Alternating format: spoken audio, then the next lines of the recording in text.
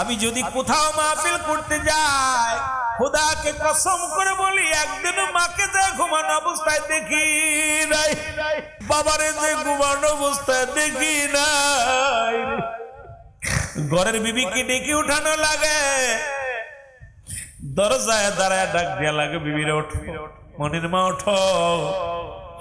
জনম দুঃখিনী মা ডাক দে বলে, বৌমা ওঠো, অমুক আসছে, হুজুর আসছে। বাবাই বলে, অমুক হুজুর আসছে। আমার মনটার ভিতরে কয়েকদিন আগের ঘটনা, আমার মা অসুস্থ, বাবা অসুস্থ, কথাগুলো বলতে গেলে কলিজার মধ্যে মানায় না। মা হঠাৎ করে পড়ে যে মাজার কোটি ভেঙে গেল। মাকে হাসপাতালে ভর্তি করলাম, ডাক্তার কবিরাজ দেখাইলাম, অপারেশন করে কৃত্রিম হাড় লাগাইলাম। কিন্তু মাকে রেখে মাহফিলে গেছি, দেখি রাত 2:10 বাজে বাড়িতে আসি। আমার মা দেখি তাসবিহ হাতে করে বসে আছে। আমি জিগাই, মা গো তুমি ঘুমাও নাই? বাবারে শুধু আজকে নয়, খোদাকে কসম করে বলি তুমিও বাবা হয়েছো। সন্তান যদি ঘরের বাইরে যায়, কোন পিতা মাতা ঘুমাইতে পারে না। যদি মিথ্যা হয় আমার আল্লাহ আমারে গজব দিবে রে। 10 দিন 12 দিন পরে যদি বাড়ি যায়, দিন পরে বাড়ি যায়, ঘরের বিবি ঘুমায় গেছে, ছেলে ঘুমায় গেছে, মা ঘুমায় না, বাবা ঘুমায় না। গাড়িটা দরজায় দাঁড়ানোর আগে আমার ড্রাইভার জিগাইবেন, সহকারী মেহেদির জিগাইবেন, আর দৌড়ে আসে ঘরের দরজা খুলে দেয় মা, দরজা খুলে দেয় বাবা। বাবা মা এত বড় নিয়ামত এই পৃথিবীর মধ্যে যাদের তুলনা হয় না রে।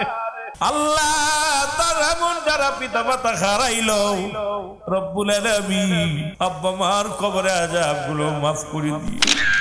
মরিয়ম আলাইহিস সালামের কাছে আজরাইল আলাইহিস সালাম হাজির হয়ে গেল।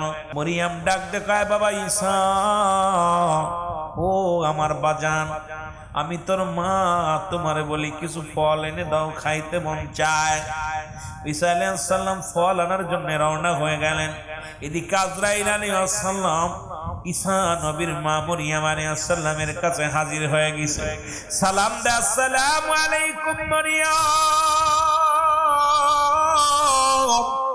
এরে মরিয়ম আলাইহিস সালাম ডাকতে বলে, ওয়ালাইকুম আসসালাম। কে তুমি? কে? জীবনেও তো তোমার দেখি নাই, কোনদিন তো দেখি নাই। তোমার মতো তো নতুন মানুষ বুঝি মহল্লার মধ্যে প্রথম তুমি আগমন করেছ। আজরাইল কয়, মা মরিয়ম, আমি নতুন নয়, আমি নতুন আগমন করি নাই, আমি আল্লাহ রব্বুল আলামিনের ফেরেশতা, আমি মালাকুল মউত আজরাইল আলাইহিস সালাম। জোরে জোরে চিল্লায়া বলা যাবে না মারহাবা? আর একটু জোরে জোরে চিল্লায়া বলো আল্লাহু আকবার।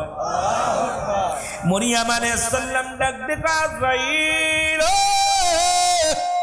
ও আজরাইল, তুমি কিসের জন্য আসছো জানতে চাই? মরিয়ম কয়, আজরাইল রে, তুমি কিসের জন্য আসছো জানতে চাই? আজরাইল কয়, মরিয়ম, আমি আজরাইলের দায়িত্ব মানুষের জান কবজ করা। ওরে মুসলমান শুনে নাও, সৃষ্টির লগ্ন থেকে যত মাখলুকাত দুনিয়ার মধ্যে আছে সবই আমার হুকুমে, আমার আল্লাহর হুকুম দিয়ে আমি আজরাইল নিয়ে যায়। ওই একমাত্র ইমানদারের রূবায়িত করার জন্য জমিনের মধ্যে আগমন করি আমি আজরাইল আপনার কাছে আসছি গো আজমা। আজরাইল ডাক দে কয়, মরিয়ম রে শোনো, রব্বুল আলামিন হুকুম দিছে তোমার নিয়ে যাওয়ার জন্য, আমি আসছি আপনাকে নিয়ে যাওয়ার জন্য। ও মুসলমান শুনে নাও, মরিয়ম আলাইহিস সালাম ডাক দে বলে, আজরাইল,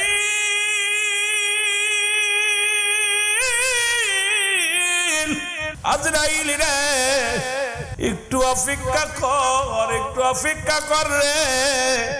এই দুনিয়ার মধ্যে আমার কলিজার টুকরা ঈসা রে, কত কষ্টে লালন পালন আমি তারে করেছি।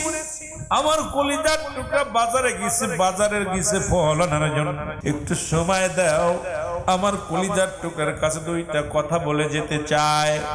আজরাইল কয়, মা মরিয়ম রে, আমি সময় দিতে পারবো না, রব্বে কারীম হুকুম দিছে, আমি যে ওই টাইমের মধ্যে আপনারা নিয়ে যেতে হবে, সময় দিতে পারবো না, প্রস্তুতি হন। আপনি এত ভয় করেন কেন মরণের? আজরাইল ডাকতে কয়, মরিয়ম, তুমি এত ভয় পাও কেন মরণের? মরিয়ম আলাইহিস সালাম, আজরাইল রে, আমি ভয় পাই না, আমার রব্বে কারিমের দরবারে যাব কিসের ভয়? কিন্তু আমার কলিজার টুকরা সন্তান বিনা বাবায় যিনি আমার সন্তান, এই দুনিয়ার মধ্যে কত কষ্ট পাইল, কত মানুষ তারে কত কথা বলল, নিন্দা করল, সেই সন্তানটাকে দুইটা কথা বলে যেতে চাই, একটু সময় আমারে দিয়া দাও। আজরাইল কয় না না, সম্ভব নয়, আপনি প্রস্তুতি হন। এরে মারিয়াম আলাইহিস সালাম অনুনয় বিনয় করে, আজরাইল একটু ধৈর্য ধরো, একটু সবুর করো, আমার ধৈর্য ধরো। আজরাইল কয় না না, সম্ভব নয়, তো সম্ভব নয়। আমার দাদু ভাইয়েরা দিলের কান্না লাগে, শুনে নাও। এবার মরিয়ম আলাইহিস সালাম আজরাইল তাহলে আর দেরি করো না, জানটা কবজ করে নাও। সঙ্গে সঙ্গে আজরাইল আলাইহিস সালাম তার রুহটা বাইর করে নিলেন এবং ঈসা আলাইহিস সালাম ফিরে এসে দেখে রে জনম দুঃখিনী মা, আমার মা জনম দুঃখিনী পড়ে আছে। ঈসা আলাইহিস সালাম চিন্তা করে মা বুঝি ঘুমাইছে, ডাক দেওয়া যাবে না, অনেকক্ষণ সময় হয়ে গেল। ঈসা আলাইহিস সালাম বলে আহারে আমার মা তো বাড়ি আসলে কোনোদিন ঘুমাইতো না, আমি যত দূর থেকে আসতাম আমার মা যত ক্লান্ত থাকতো গো। আরে পৃথিবীর মধ্যে মা যে কেমন জিনিস বারবার মনে পড়ে যায়। হে মুসলমান গভীর মনোযোগ। ঈসা আলাইহিস সালাম ডাক দিয়ে বলে রব্বে কারীম,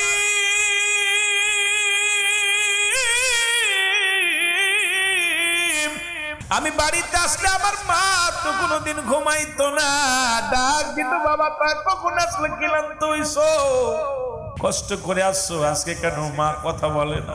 আমার কেন যেন মন বলে মা বুঝি আর দুনিয়ায় নাই। মায়ের পাশে দাঁড়াইয়া হযরত ঈসা আলাইহিস সালাম ডাক দিয়ে বলে মা, মা বলে ডাক দিছে, মা তার জিন্দা নাই, মা ঘুমায় গেছে। আর ডাক দিয়ে বলে রব্বে কারীম, তুমি আমার মাকে নিয়ে গেলা, আমার মা দুঃখিনী ফল খেতে চেয়েছিল, ফল আমি আনলাম, কিন্তু মাকে কেমনে খাইব, মা তো এখন নাই, জিন্দা নাই। আমার বাবারা, আমার বন্ধুরা, আমার এবার ঈসা আলাইহিস সালাম ডাক দিয়ে বলে আল্লাহ, আমি তো মরাটারে জিন্দা বানাইতে পারি, সেই ক্ষমতা দিছ, আমার মাকে একটু জাগাইতে চাই, আমার মার সঙ্গে আজরাইল কিরূপ ব্যবহার করছে একটু জানতে চাই। ঈসা আলাইহিস সালাম ডাক দিলেন, সঙ্গে সঙ্গে মা জিন্দা হয়ে গেছে। জোরে বলে মারহাবা, আর একটু জোরে বলো মারহাবা। মা জেগে গেছে, মা তাকে ফলের পাতিল হাতের মধ্যে ডাক দেখায়, বাবা ফল দাও। ডাক দে বলে ঈসা নবী, মা আর দুনিয়ার ফল তোমার নসিবে নাই। মা গো, ও মা, এই দুনিয়ার ফল আর তুমি খাইতে পারবা না, তুমি এখন পরপারে চলে গেছো গো মা।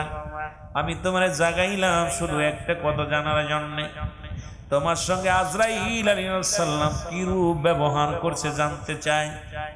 ঈসা নবীর মা কয় ডাক দে বাবা ঈসা রে, পৃথিবীর মধ্যে তোরে আনতে যায়, দুনিয়ার মধ্যে যেদিন জন্মগ্রহণ করলি যত কষ্ট অনুভব হয় নাই, আমার মন বলে পৃথিবীর মধ্যে এত কষ্ট আমি কোনোদিন পাই নাই। আমার সমস্ত দেহখানা শুকায় গিয়েছিল, পিপাসায় কাতর হয়ে গেছিলাম রে। আমার মন বলে আমার দেহ থেকে যেন, বডি থেকে যেন চামড়াটা জোর করে কোনো ব্যক্তি ছিঁড়ে নিয়ে গেছে। এরে আজরাইল, আল্লাহ রাব্বুল আলামিন ডাকতে বলে আজরাইল যা যা তোরা যা আমার নবীরে জিগায়া, আরে আমার নবীরে বলে আয় তার মাল লাগে কি রূপ ব্যবহার হয়েছে জানায়। আজরাইল সালাম হাজির হয়ে গেলেন, সালাম দে, আসসালামু আলাইকুম নবী ঈসা। ওয়ালাইকুম আসসালাম। আজরাইল রে, আগে জানতে চাই আমার মার রূহটা কেমনে বাইর করলাম।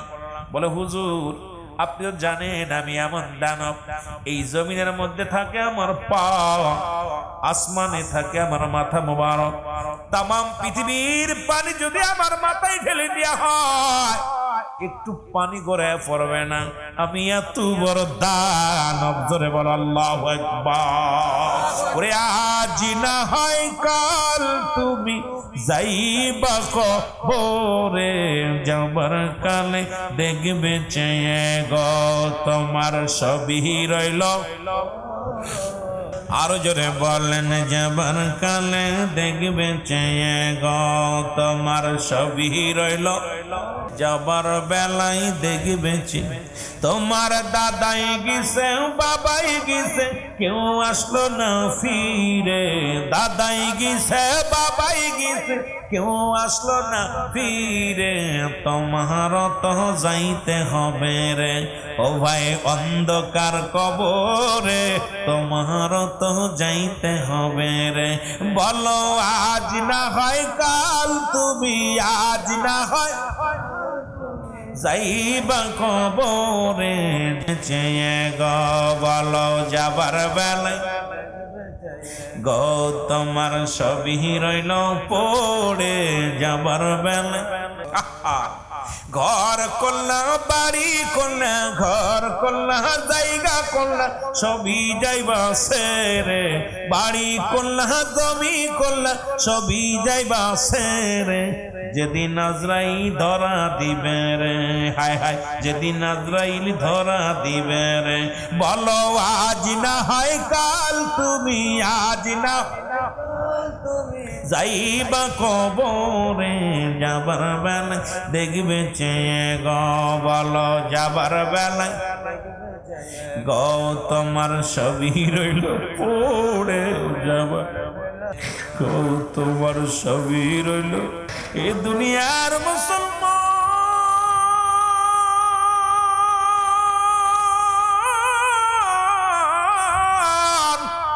আজরাইল ডাকতে বলে ওই নবী আমি আপনার মায়ের রূপটা বাইর করেছি সন্তান যেমন মায়ের বুকে দুধ খাইতে খাইতে ঘুমায়া যায় শুধু এইরকম আপনার মায়ের রুটা বাইর করা হয়েছে শুধু আপনার মায়ের মাথার উপরে হাত কানা রেখেছি কোনো যন্ত্রণা দিই নাই কোনো কষ্ট দিই নাই ঈসা নবীর মা মরিয়ম আলাইহিস সালাম ডাকতে বলে ঈসা ভাই ঈসা রে এই মৃত্যু যদি এত কঠিন হয়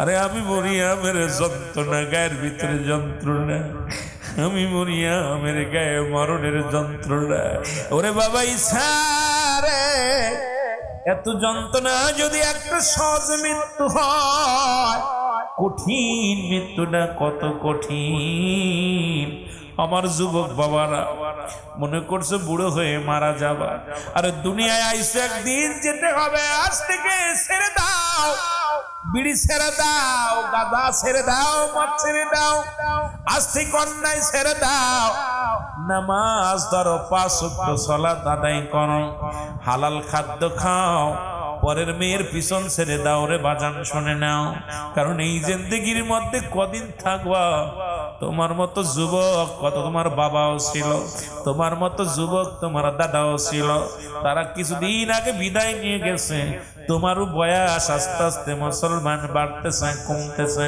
আমার বাবারা অনুরোধ করি সময় আছে এখনো আজ থেকে প্রতিজ্ঞা করো এক ওয়াক্ত নামাজ ছাড়বো না অন্যায় পথে পা বাড়াবো না হারাম খাবো না হালাল খাদ্য খাবো এই জিন্দেগি মিশে মিশে দুনিয়াটা এই দুনিয়াটা ক্ষণস্থায়ী জন্যে স্থায়ী জিন্দেগি হবে আপনার কবর জিন্দেগি এই জন্য দুনিয়ার জিন্দেগি ছেড়ে দিয়া আল্লাহ মুখী হয়ে যাও জোরে জোরে চিল্লা বলা যাবে না আল্লাহু আকবার মহব্বতের সঙ্গে দুরূদ শরীফ পড়েন আল্লাহুম্মা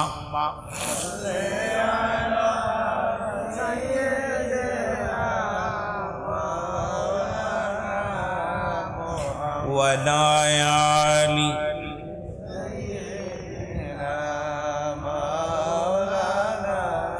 আরো জোরে বলেন আল্লাহুম্মা সাল্লি আলা সাইয়্যিদিনা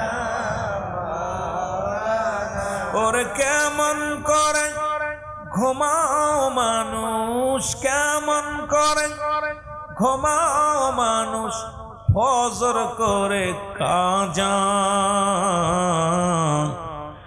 এমন তো হতে পারে জোহরে জানাজা তোমার এমন তো হতে পারে জোহরে ওরে কেমন করে ঘুমাও মানুষ, কেমন করে ফজর করে কাজা, এমন তো হতে পারে জোহরে জানাজা তোমার, এমন তো হতে পারে জোহরে জানাজা। ওরে কেমন করে ঘোরো মানুষ তুমি, কেমন করে ঘোরো মানুষ আসর করে কাজা, এমন তো হতে পারে মাগরিবে জানাজা তোমার, এমন তো হতে পারে মাগরিবে জানাজা। আফসোস আফসোস মানুষ মারা যাওয়ার পর রুহুল আমিন সিদ্দিকী জনাব হযরত মাওলানা আব্দুল নবাব ভাই ইন্তেকাল করছে। ইলহাম আসলো মাইকে একটি শোক সংবাদ। কোন গ্রাম? হাসিমপুর গ্রাম। জনাব মোহাম্মদ হাশিম আলী হাসিমপুরের জমিনে, হাসিমপুরের এই পূর্ব হাসিমপুর, আজকে ওনার নিজ বাড়িতে উনি মরহুম অমক ইন্তেকাল করছে, কিনা হাসিম মিয়া ইন্তেকাল করছে। ইন্না লিল্লাহি ওয়া ইন্না ইলাইহি রাজিউন।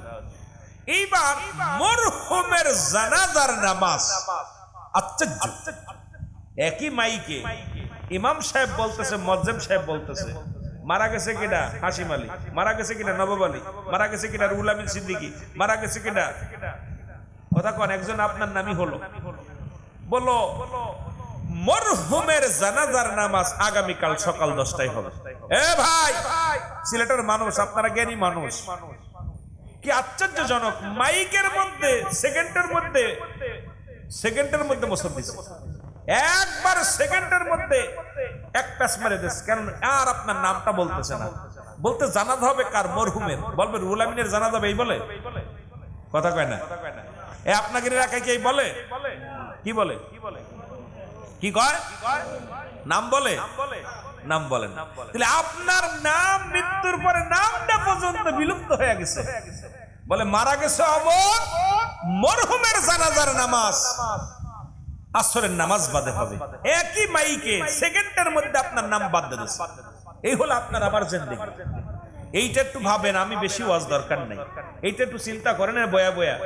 যাহারে মানুষ এত নাম যশ ক্ষতি, আপনাদের যে ই মন্ত্রী ছিল, খাদ্যমন্ত্রী ছিল, কত মন্ত্রী ছিল, আইরে বাবারে বাবা কত নাম, কিন্তু মৃত্যুর পরে সঙ্গে সঙ্গে হয়ে গেছে মরহুম।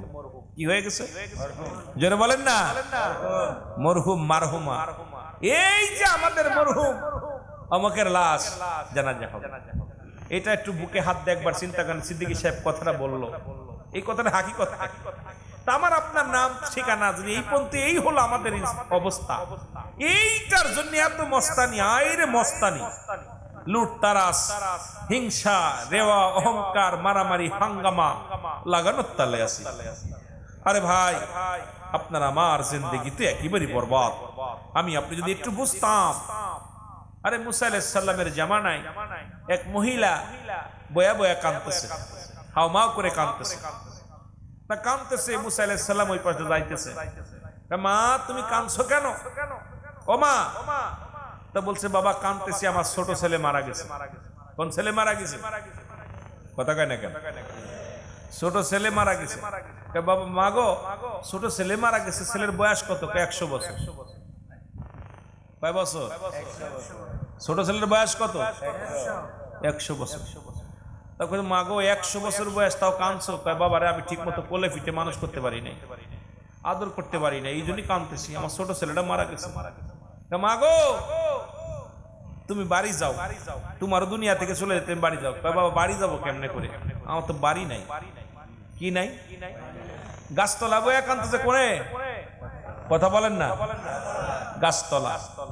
তা বলছে মা গো তুমি বাড়ি যাও। বলছে বাড়ি যাবো কই বাবা, আমার তো বাড়ি ঘর দর নাই, বাড়ি ঘর দর নাই, বাড়ি ঘর করি নাই, বাস পানে মাত্র 2 দিনের জন্য ওর বাড়ি করুন। মার বয়স 500 বছর। কত বছর? আর ছেলের বয়স, ছোটটার বয়স আরো 2 আছে। কথা বাবার বয়স কত? দাদার বয়স কত? এখন বলতেছে মা গো বাড়ি কোনে কয় বাবা এই দুদিনের জন্য দেখি বাড়ি করে কি আর এই জন্য গাছতলায় কাটাই দিতেছে। মা গো তুমি কি জানো এমন একটা জামানা আসবে আখির নবীর উম্মতের বয়স হবে গড়ায় 40, 30 থেকে 40-50 বছর বয়স হবে। কয় বাবা তারা কেতে আসবে দুনিয়ায়, আইবো আর যাইবো? কেতে আইবো? কয় মা গো খালি আইবো না, তোমার 100 বছরের পোলা এখনো বিয়ে করে নাই। কি করে নাই? হ্যাঁ জোরে বলেন, কি করে নাই? 100 বছর বয়স বিয়ে করে নাই, আর ওই 40-50 বছরে বিয়ে করবে, বিশাল বিশাল বিল্ডিং করব, এরপরে নাতি পুতির মুখও দেখবো। ঠিক কি না? এখন 30 বছর 32 বছর 22 বছর বয়সে নাতি পুতি দেয়া শুরু করছে, কারণ ক্লাস 6-এ পরে পরের মেয়ের হাত ধরে টেনে বেরিয়ে চলে গেছে। জোরে বলেন ঠিক কিনা? 8-এ পরে 9-এ পরে বউ একটা নিয়ে চলে আসছে, ছেলে বাপে কয় কি ডারে, কয় আব্বা কাম সারছে, সঙ্গী করে ফেলছি। বাপে কয় ঠিক আছে তাই থাক। দেখা যায় বছর ঘুরতে না ঘুরতে নাতি একটা হয়ে গেছে। ঠিক কি না? মেয়ে হলে তো মোটামুটি ও আবার ওর মার মতো হাত ধরে চলে যাবে। ঠিক কি না? কথা বুঝেন নাই আমার বাবারা? আজকে দেখা যায় আমরা 30 বছর 35-40 বছর যাই বয়স হয়েছে নাতি পুতির মুখ দেখতে। জোরে বলেন ঠিক কিনা? এইবার কইছে নবী গো ওরা কি ঘর দরজা করবে? আরে ঘর দরজা মানে ওরা বাড়ি গাড়ি বিল্ডিং করবে। কে করবে? আমরা 500 বছর বয়স আমার, বাড়ি করি নাই, ঘর নাই, গাছতলা কাটাইতেছি, আর এই 40 বছর বয়সে বাড়ি গাড়ি করব? আহা, ঠিক সেই জামানা চলে আসছে। জোরে বলেন ঠিক কিনা? ঠিক সেই জামানা চলে আসছে। আমি তাকায় দেখতেছি চারিদিকের অবস্থা ভয়ঙ্কর। রাসূল পাক সাল্লাল্লাহু আলাইহি সাল্লাম কিয়ামতের আলামত যেগুলো বলছিল তার অধিকাংশ হয়ে গেছে। আর কয়টা বাদ? তার ভিতরে একটা খানে দাজ্জালের আগমন, ঈসা আলাইহিস সালামের আগমন, ইমাম মেহেদী আলাইহিস সালামের আগমন, 3টা ভূমিকম্প, এই কয়েকটা বাদ আছে। কথা বলছেন? কয়েকটা বাদ আছে, আর বাকিগুলো অলরেডি পৃথিবীর ইতিহাসে জিনা ব্যভিচার যেভাবে বাড়ছে, যেভাবে অন্যায় বাড়ছে, যেভাবে খুন খারাপি বাড়ছে, এখন খুনের কোনো বিচার নাই, গায়ে বল যার মূল্য তার। আপনি আশ্চর্য পথে ঘাটে দেখি আইরে মারামারি হুড়াহুড়ি লেগেই আছে। কেন যেন আমার চোখের সামনে দেখতেছি মানুষ লাথি মেরে ফেলে দিচ্ছে, মানুষকে মারতেছে, কেউ প্রতিবাদ করতেছে না। সমাজ জাতি এমন একটা নোংরা পর্যায়ে চলে গেছে, বড় কষ্ট। জাহিলা জামানাও কবর থেকে লাশ উত্তোলন করা হয় নাই, আর এখন এমনই একটা জামানা আছে মরে গেলেও বেচারার বিচার মানুষে করতেছে। ঠিক কিনা? ঠিক কিনা? মরার পরে বিচার কে করবে? কথা বলেন। ফেরেশতা জিগাইব তোর রব কে, তোর দিন কে, তোর নবী কে। জিগানোর আগে মানুষই উঠাইতেছে কবর থেকে। কথা বুঝেননি? তুই জাহান্নামী, তোরে আগুনে পুরাই দিব। হুজুরে কোন ঠিক কিনা? আইরে কপাল পুরা মানুষ। পৃথিবীর ইতিহাসে আদম আলাইহিস সালাম থেকে শুরু করে আজ পর্যন্ত আমরা শুনি নাই, আপনারা শোনেন নাই, কোন জাতি শোনে নাই যে মানুষ মারা গেলে কবর থেকে লাশ উত্তোলন করে মানুষকে পুড়িয়ে দেয়। এটাও ঘটে গেছে বাংলার জমিনে। তার মানে আর আমার বাংলাদেশ ইসলাম বলতে কিছু নাই, এখন যা আছে সব দান্দাবাদ। জোরে বলেন ঠিক কিনা? একমাত্র হক্কানি ওলি আল্লাহদের দপ্তর আছে সত্য ইসলাম, তাও সুন্নি আকীদায় যে সমস্ত পীর মাশায়েখ আছে তাদের কাছে সত্য ইসলাম আছে। জোরে বলেন ঠিক কিনা? কষ্ট হয়, অনেকেই বলবে যে হুজুর কথাগুলো বলতেছেন কারণটা কি? আমি ওই পাগলের পক্ষ নিতেছি না।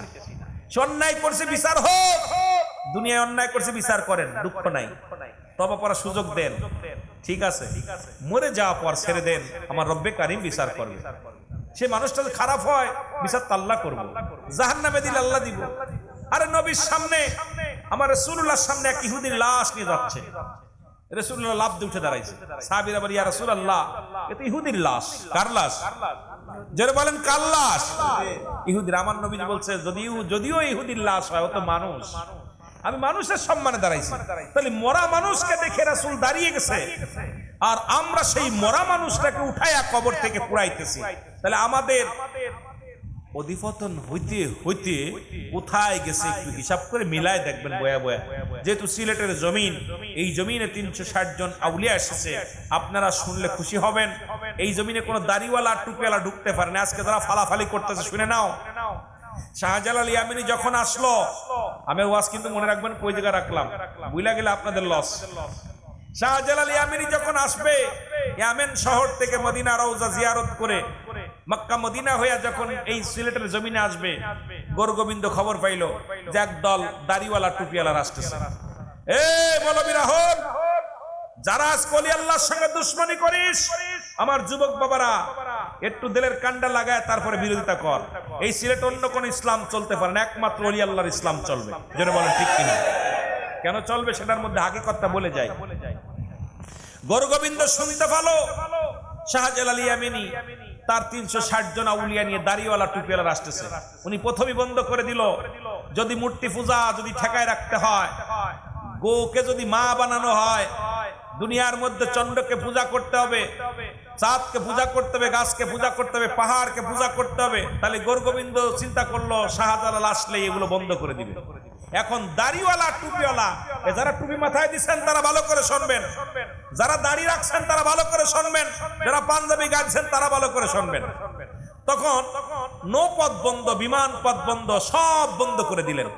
আর ঘোষণা করে দিলেন সিলেট জমিনের মধ্যে যেন কোন দাড়িওয়ালা প্রবেশ করতে না পারে, কোন টুপিওয়ালা প্রবেশ করতে না পারে। সিলেট ভাইরা, আপনাদেরকে আসল ইতিহাসটা মানুষ জানায় না, এরা আপনাদেরকে গুমরাহি রাখছে।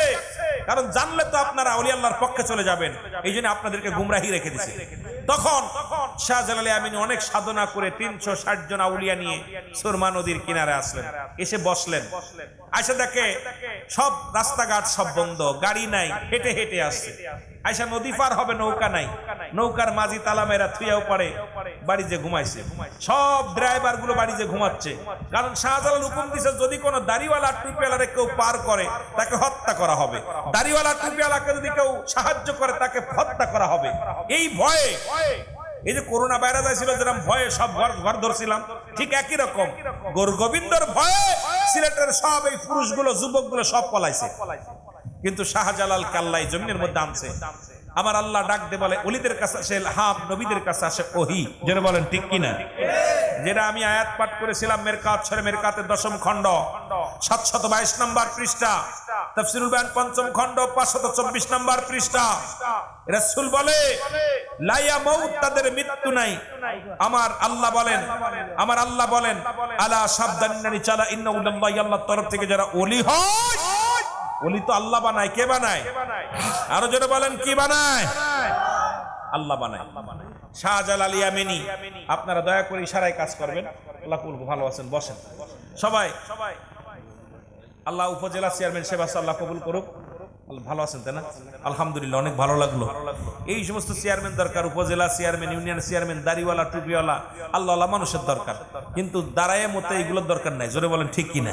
বাংলাবাজ বোঝেন? ও কুলুফ পশ্চিম কেবলে এটা বোঝে না, কেবলা করে এটা বোঝে না।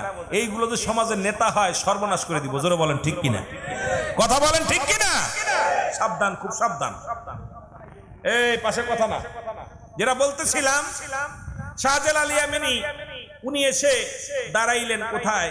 সুরমা নদীর কিনারায় দাঁড়ায় বলতে, রব্বে কারীম, তুমি আমাকে সাহায্য করো, তুমি ছাড়া আমার কেউ নাই। আজকে তুমি পাঠাইছ আল্লাহ আমার রাসূলুল্লাহ সত্য ইসলামের দাওয়াত দেওয়ার জন্য। এখন এই পাহাড় নদী সব আমি অতিক্রম করে, বন জঙ্গল অতিক্রম করে আইলাম, এখন আমি যাব কেমনে পারে?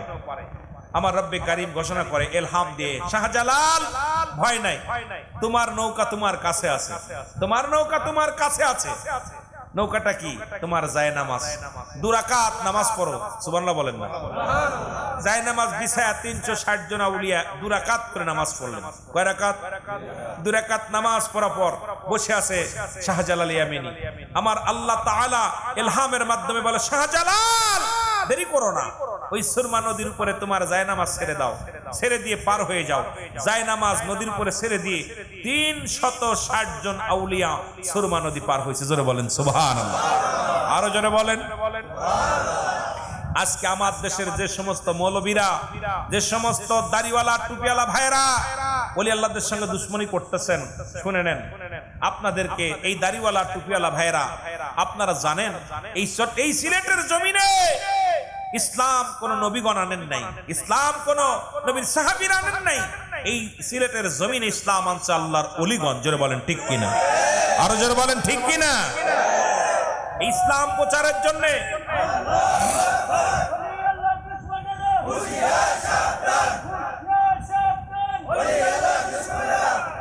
আমার বাবারা, শাহজালাল এসে আজান দিল, এই প্রথম আজান হলো, আজানের পর গোরগোবিন্দর দালান খুশি খুশি পড়া শুরু করলো।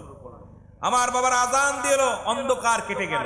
শুধু তাই নয়, সিলেটের ভাইয়ের আপনারা গরুর গোশত খান, আপনারা হাকিকত শোনেন। আপনারা বুরহানুদ্দিন নাম শুনছেন? জোরে বলেন। এই বুরহানুদ্দিনের তার একটা ছেলে হলো, অনেক দিন সন্তানাদি হয় না, বিয়ে করলো। বিয়ের 21 বছরের মাথায়, 21 বছর বয়স, বিয়ের বয়স। বুরহানুদ্দিন নিয়ত করল, আল্লাহ তুমি যদি আমার একটা সন্তান দাও, আর এটা যদি ছেলে সন্তান হয় বা মেয়ে সন্তান হয়, তুমি যেটা দিয়ে খুশি, আমিও সেটাই খুশি। তাকে আমি আমার এই পৃথিবীর মধ্যে কুরবানি কি করব, তার জন্য সুন্দরভাবে সুন্নাতে রাসূল আকিকা করব। আল্লাহ তাআলা 21 বছরের মাথায় এক সন্তান দিল, এক ছেলে হলো। সুবহানাল্লাহ বলেন না? এই ছেলেটা যখন হলো, বুরহানুদ্দিন গরু জবাই করে 7 দিন পরে, বুরহানুদ্দিন তার ছেলের 7 দিন বয়স। কয়দিন বয়স? জোরে বলেন, কয়দিন? 7 দিন বয়স। এই 7 দিন বয়সে বুরহানুদ্দিন একটা গরু জবাই করে আকিকা করলো। আকিকা করে গোশতগুলো সবাইরে খাওয়াই দিলেন, রান্না করে বিলিয়ে দিলেন গরিবদের মধ্যে।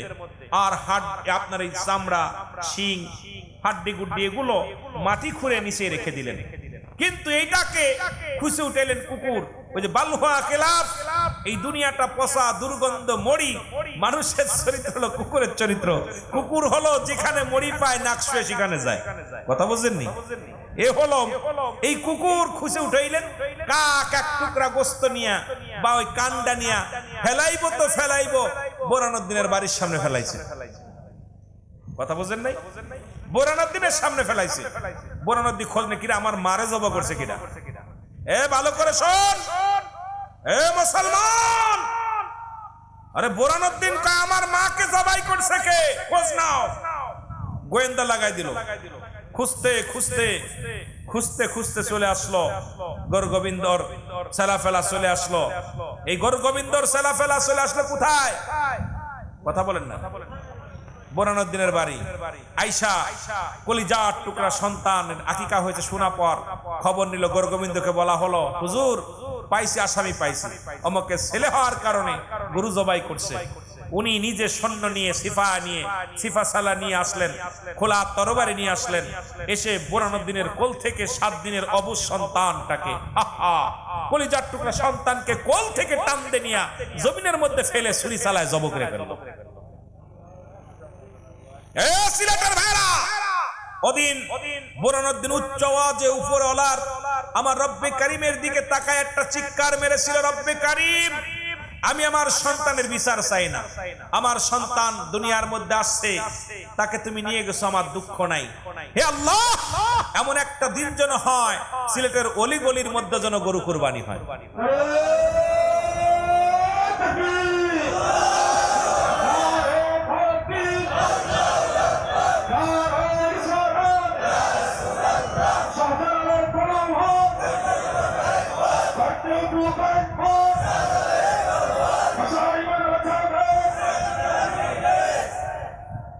আজকে যারা গরুর গোশত খায়া ওলি আল্লাহর মাজার ভাঙতে চাও, শাহজালাল, শাহ ফরান, ফুলতুলি মাসলাত সহ ওলি আল্লাহদের দিকে বাঁকা নজরে তাকাও। আজ থেকে তারা গরুর গোশত বন্ধ করে দাও খাও। যারা বলেন ঠিক কিনা? আজকে হাজার হাজার গরুর গোশত খাও, খুব মজা লাগে, আর ওলি আল্লাহদের মাজার ভাঙো। সুতরাং সিলেটের কোন মানুষ, আমার কষ্ট লাগে, সারা বাংলাদেশের মানুষ বিরোধিতা করতে পারে, কিন্তু সিলেটের জমিনের মানুষ ওলি আল্লাহদের বিরোধিতা করার সুযোগ নাই। কারণ যাদের মাধ্যমে এত নিয়ামত পাইলাম, তাদের সঙ্গে যদি না মানি ব্যাখ্যা ভিন্ন, কিন্তু তাদের বিরোধিতা করার কোন এখতিয়ার আপনার নাই। জোরে বলেন ঠিক কিনা? কথা আমার বোঝেন? আপনি মানেন না, আপনার ব্যক্তিগত ব্যাপার, আমি বলবো না তাদের মানেন, তবে তাদের বিরোধিতা করার এখতিয়ার আপনার নাই। কারণ যাদের মাধ্যমে যে বাবা মা আপনাকে জন্ম দেওয়ার জন্য যে ভূমিকা পালন করলো, যে বাবা নিজে না ঘুমায় আপনার ঘুম পাড়াইলো, যে মা আপনাকে 10 মাস গর্ভে রাখলো, সেই মাকে অস্বীকার করলেন। যে ওলি আল্লাহ ইসলাম আনলো, যেখানে হিন্দুদের পূজা হতো, এখনো হয়, বড় বড় মন্দির ছিল, সেখান থেকে সত্য ইসলামের দাওয়াত তারা প্রচার করতে লাগলেন।